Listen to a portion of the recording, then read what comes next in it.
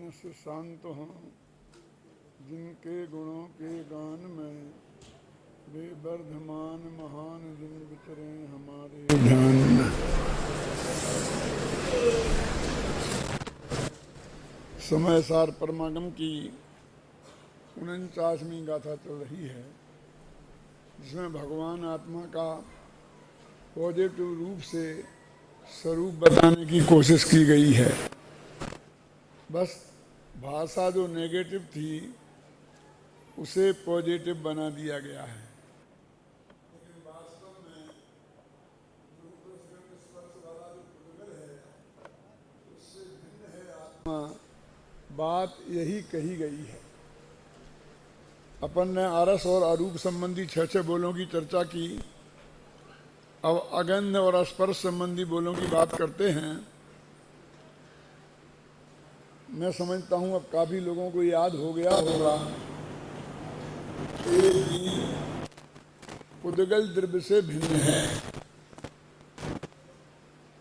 इसलिए रस गुण रूप नहीं, रस रूप नहीं है, रस गुण रूप नहीं है, इसलिए ये अरस है।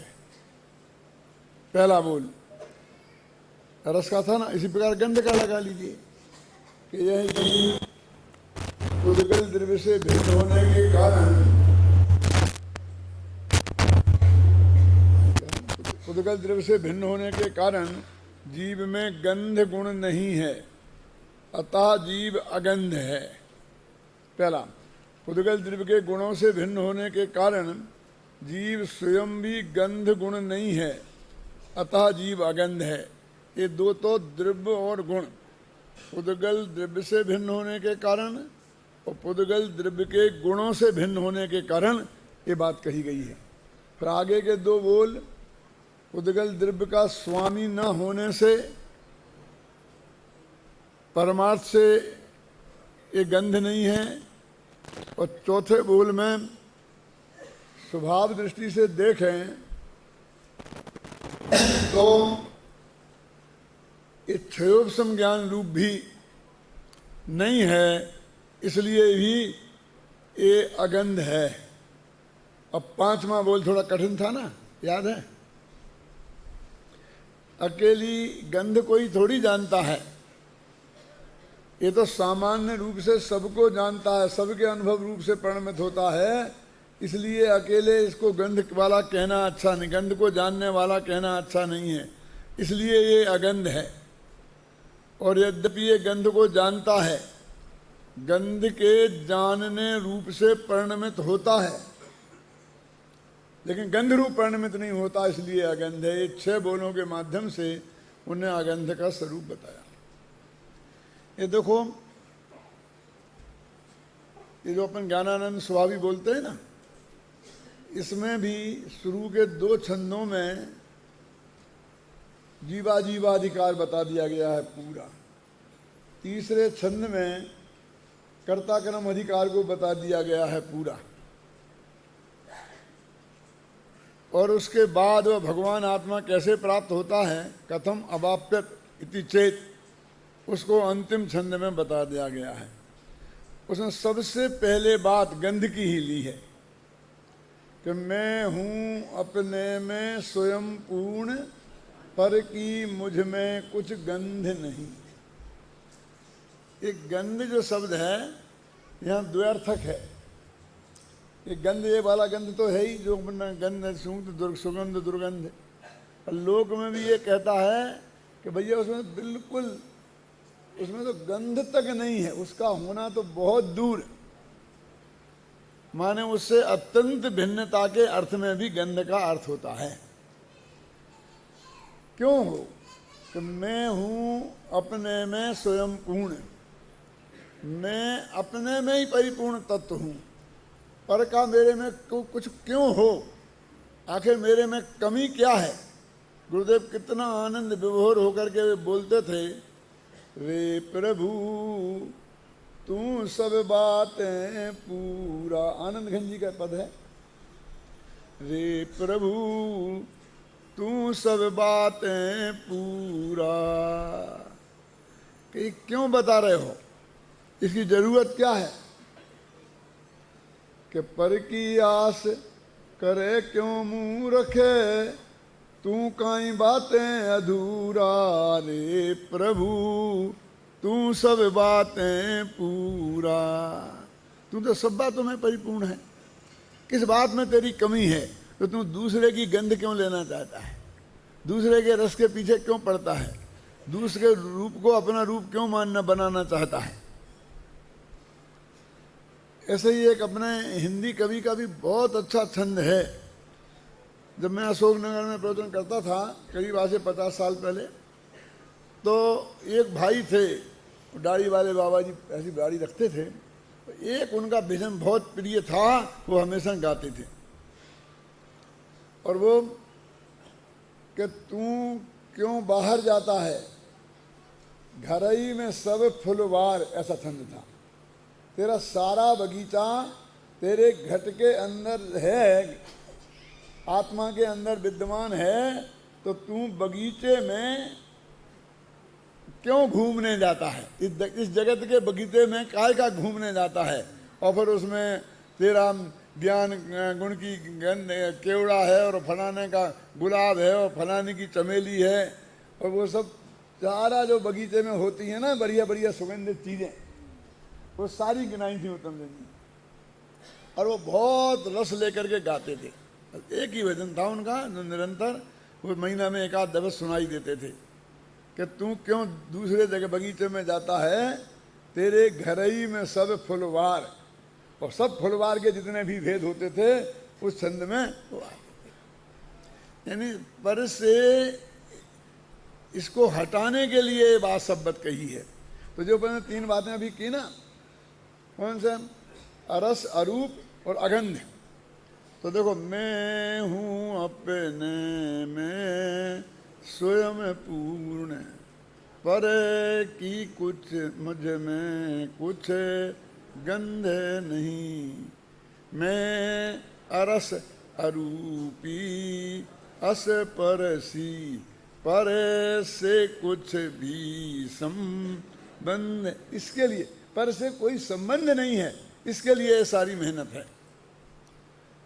जब मैं सन 67 में यहाँ आया था, और गोदगा जी रोजाना प्रवचन सुनने आते थे, और मैं वहाँ बैठता था, यहाँ सब बैठते थे, तो मेरे से कहते थे कि पंडित जी एक गीत बनाओ, ऐसे मैं हूँ आत्म राम, ऐसा उनका शब्द था।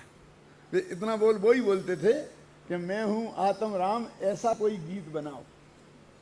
और फिर रात दूसरे दिन फिर टोकते, तीसरे दिन फिर टोक। मैंने कहा ऐसा बनता है क्या? आपने क्या दिया यहाँ पर? पता रोटी दाल थोड़ी है, ये चाय थोड़ी है कि आपने रामू पंडित जी आए हैं, 1 कप चाय बना के ला, और आध घंटे में आ गई। बनेगा, जरूर बनेगा। और आखिरकार ये उस वक्त सन 67 में एक गीत मैंने बनाया।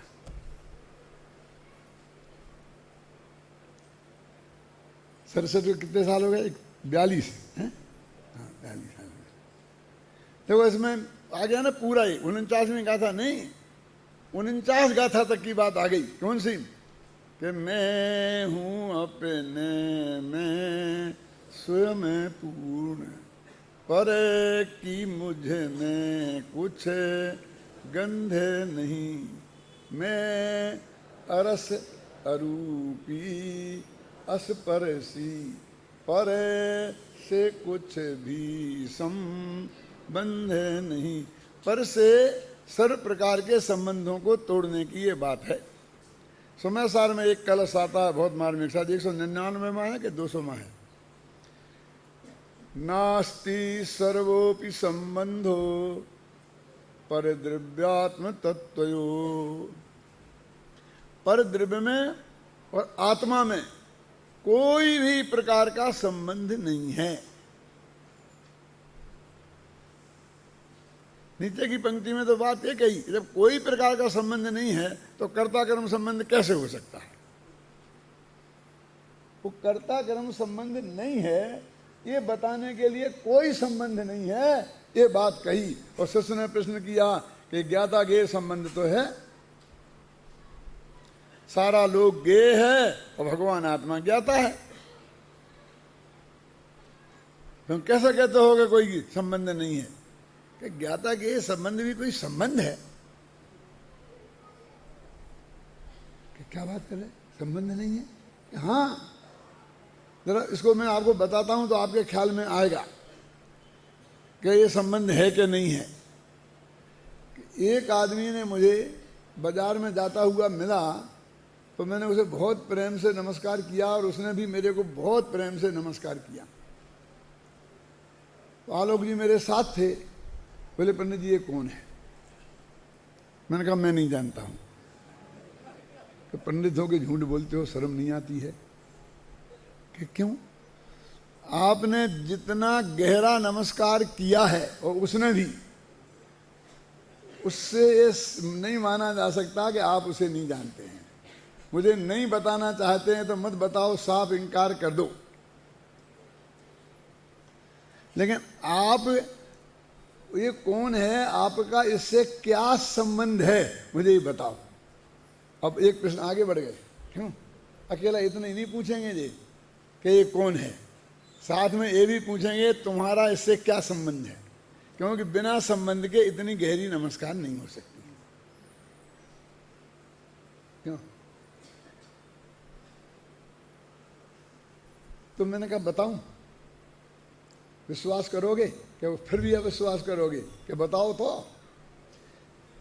कि जब मैं यहाँ आया कानपुर से, तो जिस सीट पे मैं बैठा था उसकी सामने वाली सीट पे ये बैठे थे और लगातार 10 घंटे ये मेरे ज्ञान के गेय बनते रहे और मैं इनके ज्ञान का गेय बनता रहा। ये मेरा संबंध है। बोलो क्या कहना? क्यों? मानते हो कि ये संबंध है कोई? तो ज्ञाता के संबंध है ना, तो लोक में तो इसको संबंध आपको मानने को तैयार नहीं है। मेरे पिताजी सुनाया करते थे कि 2 आदमी रास्ते में जा रहे थे, बहुत जोर की प्यास लगी, तो एक गांव के बगल से निकल रहे थे।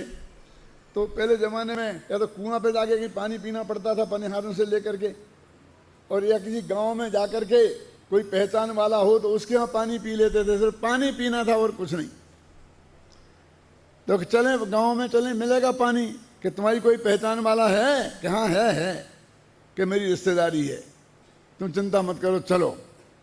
कि क्या रिश्तेदारी है पहले तुम बताओ तो। कि मेरा साड़ू भाई इस गांव में 10 साल पहले अपना पड़ा बेच गया था, वो जिसने वो खरीदा था वो मेरा संबंधी है। समझ में आया कि नहीं? मैं नहीं, मेरा साड़ू भाई तो 10 साल पहले अब इस गांव में अपना पाड़ा समझते हैं, भैंस का बच्चा बेच गया था। वो है ना अपना संबंधी। तो जैसे वो संबंधी नहीं है, फिर भी जब कोई नहीं हो और प्यास लगी हो, क्यों, तो उसे भी संबंधी बताना पड़ता है कि नहीं? कि भैया तुम्हारे मेरा साड़ू बेच गया था ना पड़ा? कि हाँ, तो 1 गिलास पानी मिला।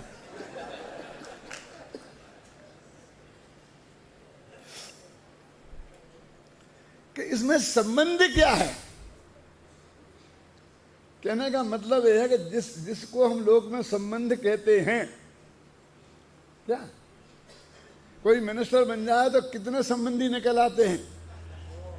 क्यों? और जब वो चुनाव में खड़ा हुआ था और ये कहा था कि मेरे पास पैसा नहीं है तो मुझे कुछ सहयोग चाहिए, तो कितने लोग कन्नी काट जाते थे, मिलने का समय भी नहीं देते थे। और जीतते ही कितने रिश्तेदार कहाँ से, मामा का फूफा का मामा का साले का साला कहाँ से निकाल लेते हैं। क्यों? तो इसलिए कहते भाई कि यह कर्ता कर्म अधिकार में कर्ता कर्म और भोक्ता भोग संबंध का निषेध किया, और इसमें जीवाधिकार में एकत्व संबंध ममत्व, ये 2 संबंध निषेध किए। 4 की बात करी। अभी यहाँ पर ज्ञाता ज्ञेय संबंध की निषेध की बात नहीं की। तो देखो हम उन्हें पर से कुछ भी वो ज्ञाता ज्ञेय संबंध है कि उसकी बात फिर बाद में निपट लेंगे। ख्याल में आए ना?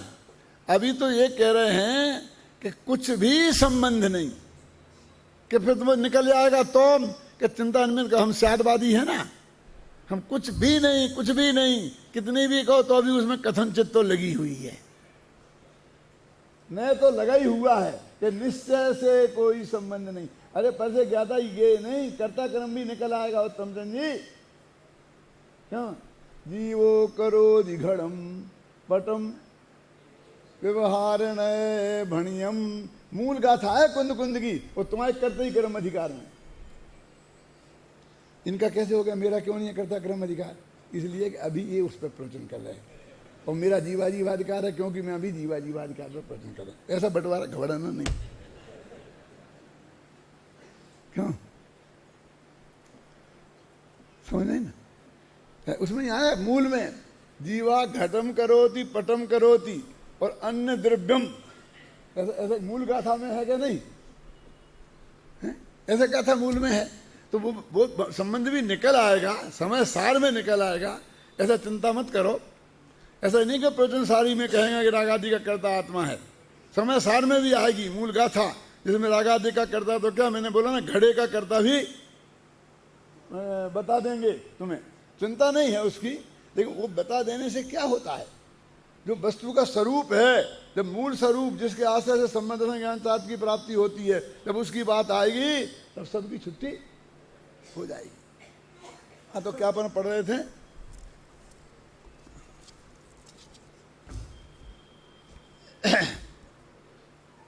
मैं रंग राग से भिन्न भेद से भी मैं भिन्न निराला हूं। एक गुरुदेव इस बहुत प्रसन्न थे, इस बहुत बोलते थे रंग राग रंग राग। देखो पंडित जी ने रंग राग लिखा, पंडित जी ने रंग राग लिखा। ये रंग राग क्या है? सिकरचंद जी आपने तो सुना होगा कई दफे। रंग राग माने क्या है?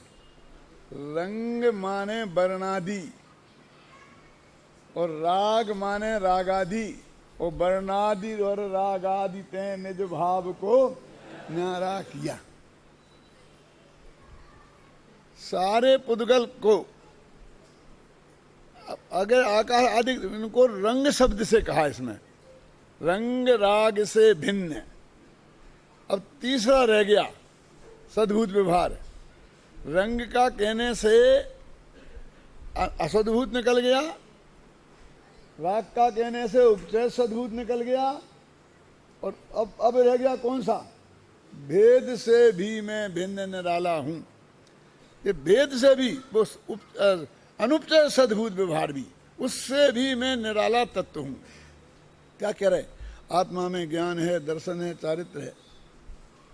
क्या कि ये भेद है कहती। अब नीचे की गाथा में, नीचे की पंक्ति में लिखा, न वीणाणम न दंसनम न चरित्रम जानगो शुद्धो। ये आत्मा तो ज्ञायक शुद्ध है, न ज्ञान रूप है, न दर्शन रूप है, न चारित्र रूप है। क्या कह रहे तुम? आत्मा में ज्ञान दर्शन चारित्र नहीं है।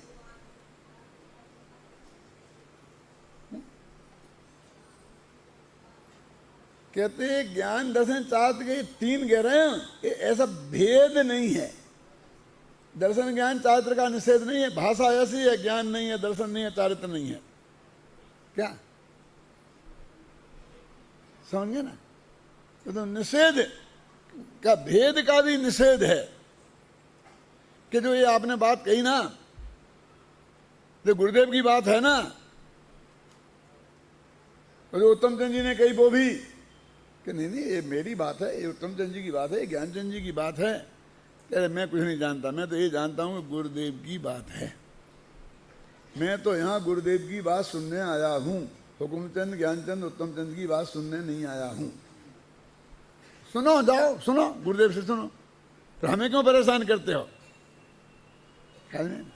अरे भाई, हमारे में ऐसा हम भेद नहीं करना चाहते हैं। उस वाणी को हम तीन रूप में नहीं बांटना चाहते हैं। और ज्यादा कहो तो जिन्हें ही निर्दिठम, ये तो सर्वज्ञ भगवान वीतराग भगवान की बात है, और किसी की ये बात नहीं है। यदि किसी की बात हो तो हमें नहीं सुनना है। रंग राग और भेद से भिन्न मैं तो निराला तत्व हूं, मैं हूं। अब ये तो हो गया नेगेटिव यहां तक। अब पॉजिटिव क्या है? भेद से भिन्न क्या है? मैं हूं अखंड चैतन्य पिंड। मतलब मैं ज्ञान का पिंड नहीं कहा, दर्शन का पिंड नहीं कहा, सुख का पिंड नहीं कहा, चैतन्य का पिंड जिसमें सब कुछ आ गया, कितनी शक्ति से संपन्न, अनंत गुणों का अभेद जिसमें आया। मैं हूं अखंड चैतन्य पिंड और निज रस में रमने वाला हूं। आ तो गया रस भैया, तुम तो कितने आत्मा रस है, ऊपर ही कह के आए हो, ये रस कैसे आ गया? निज रस क्यों? तो आत्मा में कोई, आत्मा में रस नाम का गुण है क्या? बसंत भाई के प्रवचन तो बहुत बढ़िया है, लेकिन रस नहीं आता उनके प्रवचन में। आप करो तो रस आता है। क्यों? ये रस क्या है? अकेले रूप रसगंध स्पर्श वाले ही रस नहीं होते हैं, ये 6 रसी वाले भी रस होते हैं। ये माता बहनें छोड़ती है ना, बुधवार को घी नहीं, इतवार को नमक नहीं, वे भी रस हैं।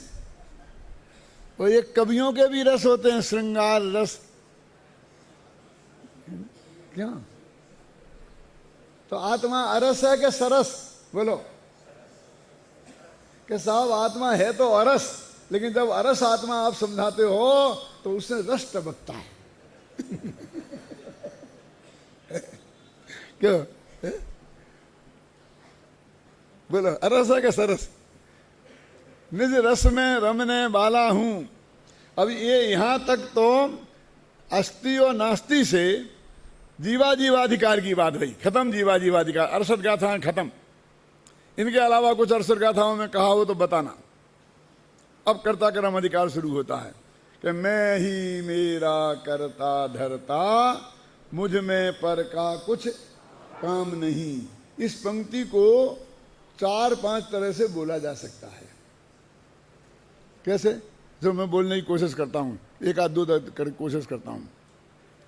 मैं ही मेरा करता धरता, पर मैं मेरा कुछ काम नहीं। तू ही तेरा करता धरता, मुझे मैं तेरा कुछ काम नहीं। समझ लो, अब समझ गए ना अंदाजा? मैंने 2 द्रव्यों के बीच में कोई किसी का करता धरता नहीं है, ये बताना चाहते हैं। और एक द्रव्य का काम दूसरे द्रव्य में नहीं है। अब लगाओ तुम कितनी जगह 5 का ताज नहीं बना दो। आज कहते हैं ना, इतनी गाथाएं बना लेना है? लेकिन यहां क्यों यही बोला? क्योंकि तुझे निश्चिंत करना है, तेरे माथे से कार्य का भार हटाना है कि मैं ही मेरा करता धरता, मुझ में पर का कुछ काम नहीं। लोग कहे कि भाई तुम तो मैं करते हो और उत्तम जन तू करते हैं, ये क्या चक्कर है? तुम में बहुत मतभेद है। भारत दोनों जरूर हो। तुमने ऐसा नहीं किया तो तुम्हें ऐसा होगा, तुमने ऐसा नहीं किया तुम्हें ऐसा होगा। तुम कहते हमने ऐसा नहीं किया तो हमें ऐसा होगा। अरे दोनों का एक ही अर्थ है, भाषा में फर्क क्या होता है? दौलत राम ने कहा ना, दोले समझ सुने चित सयाने। तो क्या किसको कह रहे? नहीं, एक पंक्ति आती है कि तू आते हैं, जज भाई कहाँ आती है वो? दौलत राम जी के में आती है कि हे आत्मा तू ऐसा कर, ऐसी आती है कि नहीं? तो मैं कहता हूं यार तू है, जब वे कह रहे हे आत्मा, अपने आत्मा से कह रहे तू है कि मैं है? क्यों? बोलो, तू है कि मैं है? उस तू का अर्थ मैं होता है। ये उत्तम चंद जी ने बोला था, वही बोलता हूं। चेतन तुम तो चतुर हो, ये तुम हो कि मैं? इसका तुम का अर्थ क्या है? बोलो, मैं है ना? तो उत्तम चंद जी जितना तुम बोले उन सब का अर्थ मैं कर लेना, मैं बन जाएगा। और मैं जितने मैं बोलूं सब का अर्थ तुम कर लेना। बात तो सबकी है। क्यों? मैं ही मेरा करता धरता, पर मैं मेरा कुछ काम नहीं। तू ही तेरा करता धरता, तुझे मैं मेरा कुछ काम नहीं। ये सब अपने करता धरता, इनमें इनका कुछ काम नहीं, ये है अपनी करता धरता, इनमें इनका कुछ काम नहीं, हमें सब अपने अपने करता धरता, कोई का किसी में कुछ है। इतना अर्थ है। बात तो एक ही है। दौलत राम जी की स्तुति है ना, जब वो मैं पढ़ाता था जब प्रशिक्षण शिविर में, तो उसमें आता ना क्या, तुमको निज को पर का करता पिछान। तो कभी मैंने ऐसा किया, निज को पर को करता पिछान। अब क्या करना भैया इसको, निज को पर को, निज को पर का, पर को निज का। अच्छा तो फिर अर्थ करो ना, निज को पर का करता पिछान, ये भी गलती है ना। और पर को निज का करता पिछान, तो दोनों ही लगाए, निज को पर को करता पिछान, दो ही तरफ से लगा सकते हैं। भले ही उत्तम पुरुष में बात होती है तो वो अपनी बात ऐसी कह दिया कि मैं ही मेरा करता धरता। एक कवि की उत्तम पुरुष में बात होती है। उत्तम पुरुष जानते कि नहीं? ये व्याकरण में 3 पुरुष होते हैं संस्कृत में, उत्तम, मध्यम और जघन्य। धन्य कुमार जी, बहुत मुश्किल काम है ये। मैं तो उत्तम पुरुष, और तुम मध्यम पुरुष, और ये जघन्य पुरुष। शर्म नहीं आती है? समझ में आ गया नहीं? अभी मैं को तो उत्तम पुरुष, मैं तो उत्तम पुरुष हूं, और तुमको थोड़ा सा माफ कर दिया कि तुम मध्यम हो और बाकी सब जघन्य। हमने किसी भी उस व्याकरणाचार्य को किसी ने आज तक कोसा नहीं कि अपने को समझता क्या है, क्यों? और हम कहें तो झगड़ा हो जाए। अहम गच्छामि, उत्तम पुरुष हो गया, हो गया कि नहीं उत्तम पुरुष?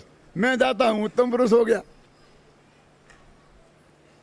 अब व्याकरण ही ऐसा कहती है तो मैं क्या करूं? अध्यात्म ऐसा कहता है कि मैं मेरे लिए सर्वाधिक महत्वपूर्ण हूं, कहना है ना। और पर मेरे लिए कुछ भी नहीं है। मैं ही मेरा करता धरता, पर मैं पर का कुछ काम नहीं, मैं मुझ में रहने वाला हूँ, पर मैं मेरा विश्राम नहीं। पर में जाओ तो श्रम होगा, विश्राम नहीं होगा। विश्राम मिलेगा तो सब स्वयं में जाओगे, आराम करना है तो स्वयं में जाओ। पर मैं मेरा विश्राम नहीं, ये भोक्ता भोग संबंध आ गया। कौन? ये विश्राम वाली बात में दो है ना, कर्ता कर्म अधिकार में कर्ता कर्म संबंध और भोक्ता भोग संबंध आ गया ना। मैं अब हूं क्या असलियत में? मैं शुद्ध बुद्ध अविरुद्ध एक,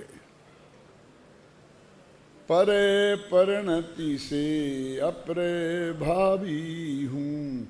बहुत से लोग कहते हैं कि बिल्कुल दो द्रव्यों में कोई संबंध नहीं है। ये बात 100% सच्ची है, हम आपकी बात मानने को तैयार हैं, लेकिन एक दूसरे पर प्रभाव तो पड़ता है। कहते कि नहीं कहते हैं? ऐसा लगता है कि आप पर कांजी स्वामी का बहुत प्रभाव है, हैं? कहते कि नहीं कहते लोग? और आप कहते प्रभाव नहीं पड़ता। यानी हम यदि एक दूसरे के कर्तृत्व से नहीं है, इस बात को स्वीकार भी कर लें तो भी इस बात को मानने के लिए तैयार नहीं है कि इससे बहुत प्रभाव पड़ता है। एक एक एक्शन से प्रभाव पड़ता है। कहते कि नहीं कहते? ये जो हमारी धारणा है इस पर गहरी चोट है। क्यों? इससे क्या नुकसान होता है बसंत भाई? कि प्रभाव पड़ता है, तो फिर हम कहते ऐसे कैसे हो सकता है? हम प्रभाव नहीं है तो हो, जो होना है होने दो ना। और प्रभाव पड़ता है तो नहीं, ऐसे नहीं होना, ऐसे नहीं करना, ऐसा नहीं करना, ऐसा नहीं करना। आप बीच बीच में ऐसा ऐसा करते हो, अच्छा नहीं लगता, श्रोताओं पे बहुत गलत प्रभाव पड़ता है। क्यों? आप ऐसा नहीं किया, ऐसा नहीं किया करें, जब भी ऐसा बिल्कुल नहीं करना, ऐसा अच्छा नहीं, कुछ नहीं होता। आप क्या समझते हो कि कुछ यहाँ आया, कुछ नहीं आया है, आप क्यों ऐसा करते हो? बहुत बुरा लगता है, बहुत खराब प्रभाव पड़ता है। क्यों? अब तुझे लग रहा है कि ये प्रभाव पड़ता है, ये करो, और मैंने कब ऐसा किया मुझे पता ही नहीं है? मैं तो आपका प्रवचन नहीं सुनूंगा, आप रूमाल अलग रखो तो मैं सुनूंगा, मैं भाग जा, मैं क्या करूं? मेरे कहने का मतलब ये है कि हम एक दूसरे का हर चीज पे प्रभाव देखेंगे और जब दूसरे को पूरा सुधार देंगे तब अपने बात सुधरने की बात सुनने को तैयार होंगे, सुधरने को नहीं। पहले तुम सुधरो, समझ गए ना? कल से तुम नहीं बोलोगे, समझते हो? क्यों? तुम सुधरो। अरे भाई, तुम मैं समझ लेना ना। मेरा मतलब समझे ना? इसमें क्यों चक्कर में पड़ते हो? वो जो बात कही गई, जो मरण की बात कही गई, उस पर तेरा उपयोग स्थिर क्यों नहीं होता है?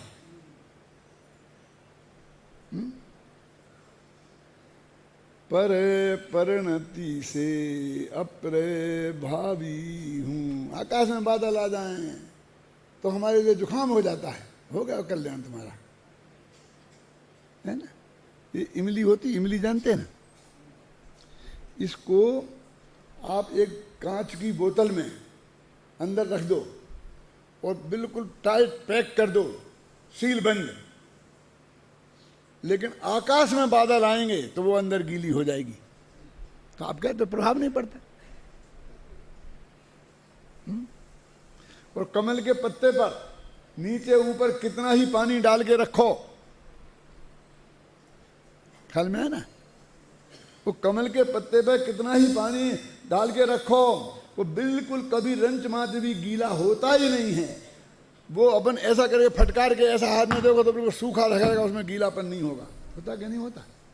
अरे भाई, जब वो पानी उसके ऊपर भरा था तब भी वो गीला नहीं हुआ था। क्यों नहीं हुआ था?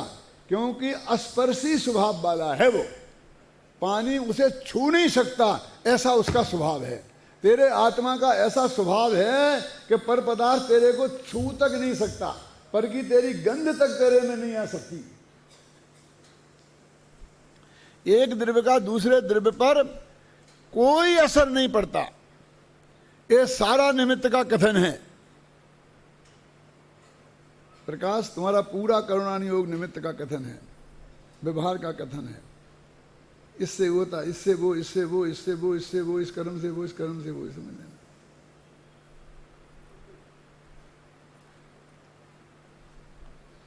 ऐसा समझ लेना पूरा। उसका तो बात ही यही है क्या है कि ये बताना कि किस कर्म की वजह से क्या हुआ, कौन सा किसका कैसा हुआ, किसका कैसा हुआ, कैसे भाव हुए, तो कैसे उसमें संक्रमण हो गया, कैसा विकर्षण हो गया, अपकर्षण हो गया, कुछ वो कहते हैं ये सारा निमित्त का कथन है। यहाँ तो कहते पर से कोई संबंध ही नहीं, समय सार तो शुरू यहां से होता है। बंद कहा ये यत्ते तेन विसंवादनी होई। एक तत्व में बंद की कथा से ही झगड़ा खड़ा हो गया। क्या ये यत्व में तुम बंद की बात कहां से लाए? बंद कथा ये यत्व मैंने एकत्व में बंद की कथा ही विसंवाद पैदा करती है। तुमने बंधने की बात कही, झगड़े की जड़े है। आत्मा बंधा ही नहीं है तो मुक्त होने की बात कहां से लाया? मोक्ष अधिकार में, अधिकार तो है मोक्ष, और उसमें क्या लिखा है कि बंध की चर्चा करने से क्या क्या लिखा भैया? और बंध का विकल्प करने से बंध से नहीं छूटा जाता है, ऐसा लिखा है ना? ये उदाहरण दिया है। और जयसेनाचार्य की टीका में देखना, और उसमें ऐसा लिखा है कि ऐसा कहकर, देखो भैया लिखा है धर्म, वो कौन सा है? विपाक विचय, विपाक विचय नामक धर्म ध्यान से अंधी है बुद्धि जिनकी। क्या उनको समझाया, क्या नहीं, धर्म ध्यान भी कह रहे उसे, विपाक विचय, उसने मूल शब्द पढ़ा है धर्म नाम का, कि ये जो ये बंध की कथा है, जो उन्होंने कहा ना कि काम भोग बंध कथा, तो काम कथा तो स्पर्शन और रसना की कथा ये लिया ना दर्शनाचार्य ने, और घ्राण चक्षु और कर्ण इंद्री की कथा को कहा भोग की कथा। अब बंध की कथा क्या है? पूरा करुणान योग बंध कथा में कहते हैं उसे। क्या सारा जगत काम भोग और बंध की कथा से परिचित है, लेकिन पर से एकत्व भक्त की बात नहीं है। पर से बना ही नहीं, बना ही नहीं है तो कैसे बना, कौन से बना, कौन से कर्म से, कौन से भावों से कौन से कर्म बनते हैं, ये सारा डिटेल वो कहते हैं निश्चय नए से समझना भैया, अध्यात्म से वो नए लगा है अपने में, घबराना नहीं। देखो बार बार से याद करने से बात धीमी पड़ती है, आप समझे ना। तो क्या कहते हैं कि ये जब हम ये कह रहे हैं कि बंधा ही नहीं है, तो बंध्या के सुत के विवाह के वर्णन के समान बात हुई ना ये। क्यों? बांझ के बेटे की जब शादी में बारात जाएगी तो बैंड वाला कौन आएगा? अब इस पर झगड़ा हो रहा है? इस पर विवाद हो रहा है कि बांझ के बेटे की शादी में जब जाएंगे, ऐसा शास्त्र में आचार्य लिखते हैं, बंध्या सुत विवाह वर्णन बत। पहले ये तो सिद्ध करो कि बंध है, तब कैसे क्या कौन निमित्त है, वो भी होगा उपादान से, आत्मा ही बंध का करता होगा, फिर निमित्त ही होगा, वो भी निमित्त है। ख्याल में आई ना आपकी में ना। तो ये निमित्ताधीन दृष्टि को हटाने के लिए कहते हैं वो। तो कहते हैं कि पर मैं शुद्ध हूँ, बुद्ध। अब ये शुद्ध माने वो शुद्धोपयोग से संपन्न हूँ, अथवा मैं वीतराग परिणति वाला हूँ। बुद्ध माने केवल ज्ञानी हूँ, पर्याय से लो तो शुद्ध स्वभावी हूँ, बुद्ध स्वभावी हूँ, और अविरुद्ध हूं, मैं किसी के विरुद्ध नहीं हूं, कोई दिल पे किसी के विरुद्ध है ही नहीं, एक हूं, अखंड हूं।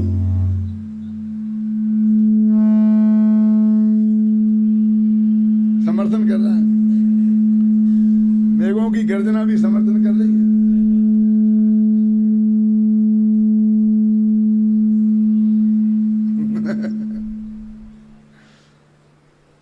कि भैया ऐसा भगवान आत्मा है, वो मिलता कहाँ है?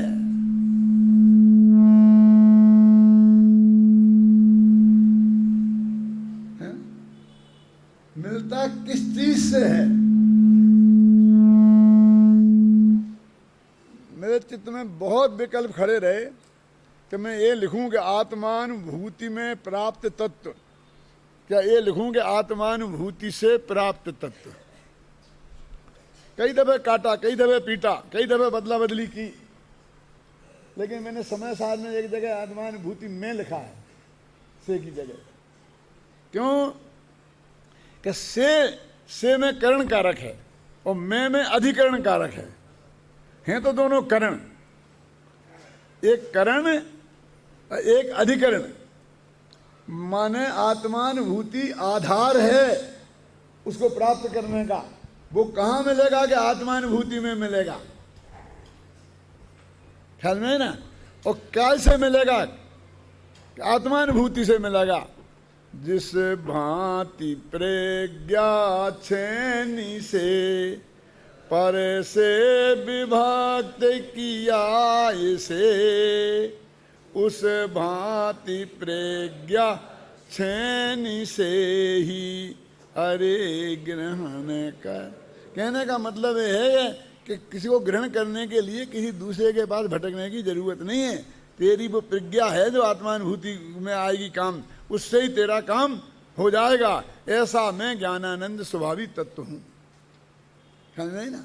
यानी पर से रंच मात्र की आशा रखना, देखो उससे मिलेगा कि नहीं मिलेगा ये बाद की बात है। आशा रखने से अनंत गुलामी उसी दिन से शुरू हो जाती है। क्या?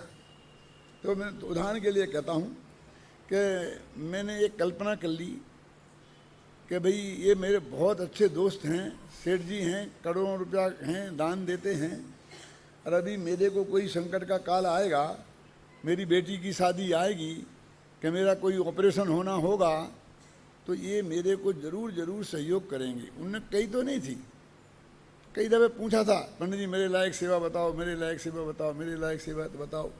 तो उसका अर्थ ये तो था नहीं कि मैं तुमसे 73वीं गाथा का अर्थ पूछने आऊँगा। कोई पंडित कहता है मेरे लायक सेवा बताओ, तो मैं समझता कि 73वीं गाथा का अर्थ पूछ लो। पंडित जी क्या अर्थ होता है इसका? अब मैं सारी जिंदगी ये आशा लगाए रहा और उनकी गुलामी करता रहा, अनंत भगवान की छोड़ करके क्या उनकी गुलामी करता रहा, और जब मौका आया तो कुछ नहीं, ठीक है। हम तो आशा में हमने, लेकिन बेकत मैंने कब कही थी तुमसे, मैंने तुम्हें आशा कब की थी? अब वो कब बताए? क्यों बोलो क्या करें? तो ये बताते हैं भैया ये कुछ नहीं है, तेरे पुण्य का उदय होगा तो आकाश से टपक के आएगा, और नहीं होगा तो सगा बाप भी नहीं देगा। तुम्हें समझता क्या? अखबार में निकाल देगा ऐसे साले से मेरा कोई संबंध नहीं। तुम्हें समझता क्या है? जब में ये बात आती है तब मुझे कवि का वो छंद बहुत याद आता है। क्या विनोद मालूम है किसका? भरथरी का। बोल सकता है? नीत शतक में है, रे रे चातक सावधान मनसा मित्रम क्षणम श्रूयताम। चित्रालंकार है। चित्रालंकार जानते हो कि छंद बोलें तो कोई जो होगा ना चित्र बनाने वाला, तो उसका अर्थ समझे तो उसी वक्त चित्र बना दे, उसका चित्र बना दे, उसका नाम चित्रालंकार है। ये विशेषता कालिदास के काव्य में है, मेघदूत में। हर छंद का चित्र बन सकता है, वो बनाए हैं कवियों ने। इसका एक क्या है, चित्र बनाऊं मैं? अभी आपको बनाता हूं। चित्रकार में नहीं हूं लेकिन बनाता हूं। अभी एक पपीहा है, बहुत प्यासा है। पपीहा के बारे में ये माना जाता है कि वो जमीन का पानी नहीं पीता। स्वाति नक्षत्र में जब आगे से बादल मेघ बरसते हैं तो ऊपर से सीधी बूंद ले लेता है, वो मोती बन जाती है कहते हैं। तो वो पपीहा है। अब वो प्यास से पी पी पी पी करके चिल्ला रहा है, ऊपर को देख रहा है, आकाश में बादल है। उसको एक की दीन दशा देखकर एक कवि उससे कह रहा है, अब समझ चित्र बन गया कि नहीं? वो पपीहा कैसा देख रहा है, ऐसा आकाश में बादल हैं, चित्र पर समझ में आया ना? और वो कवि कह रहा है, रे रे चातक सावधान मनसा। रे चातक पक्षी, तू सावधान मन से श्रोतारा सावधान तया सुनंतु। मेरी बात सावधानी पूर्वक सुन। मित्रम क्षणम श्रूयताम। हे मित्र, एक क्षण को मेरी बात सावधानी से सुन। क्या सुनाओ साहब, क्या कहना चाहते हो? आकाशे बहवा बसंती मघवा सर्वेपि नेत्रा दृशा। क्या है पतंजलि? आकाश में बहुत बादल होते हैं, लेकिन सर्वेपि नेत्रा दृशा, सभी ऐसे नहीं हैं। कैसे नहीं हैं? कैसे नहीं है सभी? वो सभी बादल कुछ तो गरजते ही गरजते हैं, बरसते नहीं हैं, और कुछ बरसते हैं। केचित् वृष्टिभिराद्रयन्ति वसुधाम गरजन्ति केचिद् वृथा। कुछ तो बरस के जमीन को गीली कर देते हैं। केचित् वृष्टिभि आद्रयन्ति वसुधाम और गरजन्ति केचिद् वृथा। और कुछ बेकार ही गरजते रहते हैं, वो चले जाते हैं। अब तुम पी पी करता रहे, कौन सुनता है? वो आकाशों की गर्जना की आवाज में तेरी पीपी की आवाज कौन सुनता है? कहावत है ना, नक्कार खाने में तू की आवाज कौन सुनता है?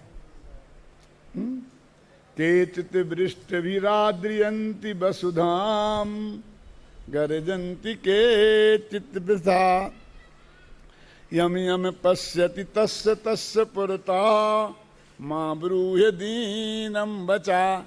जिस जिसको देखता है तो उसी के समान दे दो दे दो दे दो दे दो दे दो, P P P P P P करता है।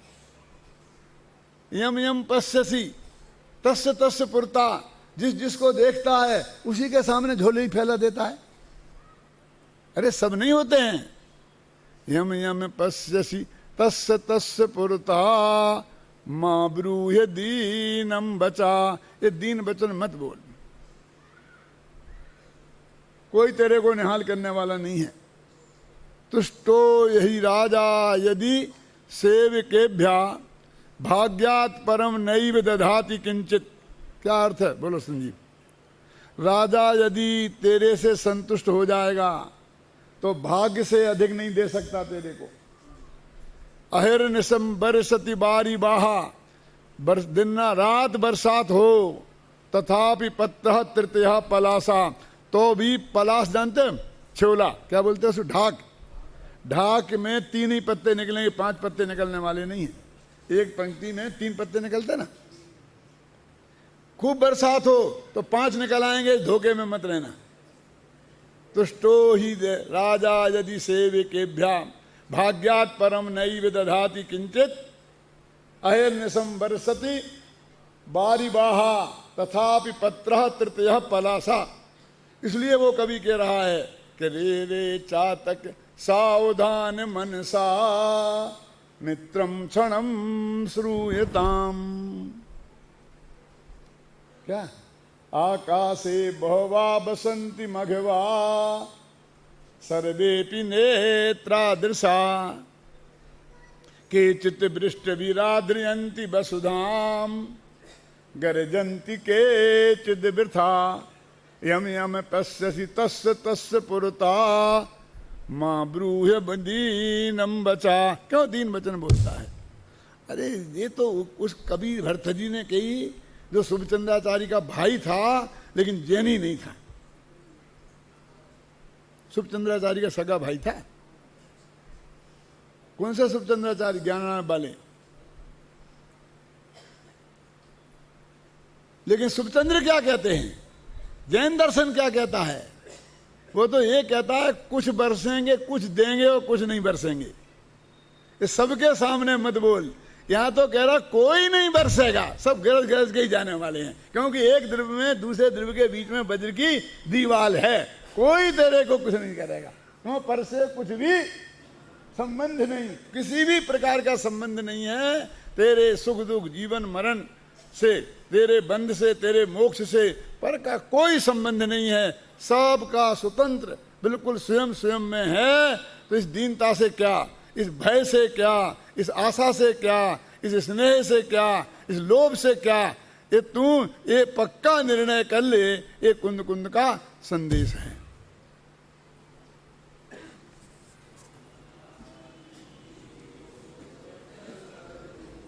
हाँ, एक बात नहीं हो पाएगा क्योंकि मैं जा रहा हूँ और कल आ जाऊँगा, तो परसों होगा और परसों से लेकर 14 तारीख तक मैं रोज़ाना प्रवचन करूँगा। जिन भाई बहनों को यहाँ रुकना हो तो वे हमारे ऑफिस में नाम लिखा दें, तो उनके रहने की और भोजन की व्यवस्था कर दी जाएगी।